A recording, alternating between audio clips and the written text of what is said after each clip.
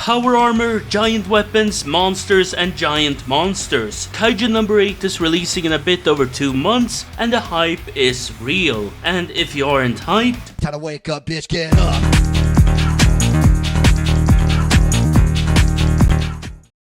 But if you are going in blind, let me ask you a question. Have you ever gone through a day in your life thinking about what could have been? And even though you should be happy with the life you have, you feel empty, like something is missing. Well, introduce Kaiju No.8, the kaiju slaying manga whose first chapter was released 4 years ago, and where we for the first time were introduced to our main character, the honorable member of the monster cleanup crew. His name is Kafka, okay, and his job is to clean up after the fights. A battlefield in and of itself, as he labels it, and a job where he makes a pretty good living for himself. But of course, if the anime ended there, it couldn't call itself a shonen. But before we get to that, I do wanna talk more about this, because this part of the story is actually really important. I think almost any adult, or hell even an older teen, knows how life doesn't turn out the way you think it will. Every kid has a dream job, yet people still work at McDonald's. And it helps us, the audience, sympathize and relate a lot with Kafka, creating this bond to him and his struggles. And just to clarify, I have nothing against McDonald's employees. Hell, at least they have a job and put on that grind set. I'm bringing it up because this part especially I relate to. I had a decent paying job, a decent apartment in a pretty nice area, yet every day I woke up feeling like something was missing, and so I made the decision to one final time try to do YouTube, something I'm eternally grateful you are supporting, by the way. And if you want to support me more, here are some options, but my point is that I took my final chance, just like our MC. You see, of course the story doesn't end with him being a miserable monster cleaner. As much as I would have enjoyed a slower character building story like that, that would mean it's no longer a shonen. And since it is a shonen, with a minor spoiler warning I guess in case you wanna go in completely blind, he somehow manages to merge with one of these kaijus, getting the ability to transform into it. Or if you want to be more precise, I think his kaiju form has become his natural state, and he transforms to his human one when he needs to. Oh well, whatever. The point is that this, together with his monster cleanup experience, does allow him to pass the exam that he failed the first time, taking him one step closer to his ultimate goal of standing next to his childhood friend, yes, the one he made the promise with, the monster slaying captain Mina. And this is how we get emotionally invested into this story. But if you for some reason can't relate, there is still amazing stuff left. And if you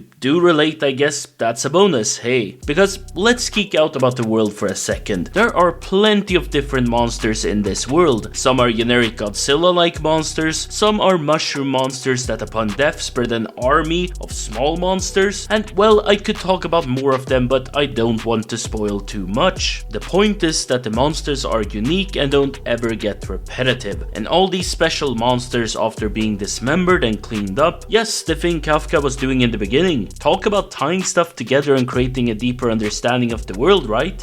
No, but the fact we have seen the process up close helps us understand that part of the manufacturing chain. Manufacturing for what, you ask? You see, the monster parts are used to make special weapons, special ammunition, and of course the power suits that allows a regular human to turn superhuman. And what all this does is it essentially helps to blend a lot of different elements into one story. You get the action of Jujutsu Kaisen with smaller monsters, not to mention the monster inside of me trope, as well as the action we see in Attack on Titan with larger monsters. But going back to tropes, this is very much a shonen story. Our MC has a clear goal of getting stronger and climbing the ranks of the Japanese defense force. He is of course very bad at first and just barely manages to pass the tests, meaning he has another obstacle to overcome. While of course everyone tries to get stronger as the power scaling increases, hell, they even have numbers similar to 7 deadly sins. since. However, unlike those numbers which I'm gonna be honest and say I had an issue with, I actually enjoyed these ones a lot more, mainly because the release force, as it's called, isn't a dead set number, but rather something that can fluctuate depending on situations. Not to mention a very high number also puts strain on the body. A trope it does shatter from shonen is fan service. Service I would say at least of the ecchi kind is non-existent. Now I personally don't mind fan service as long as it's done in moderation, but it is annoying if you, like me, like to watch anime or read manga on your daily commute to work.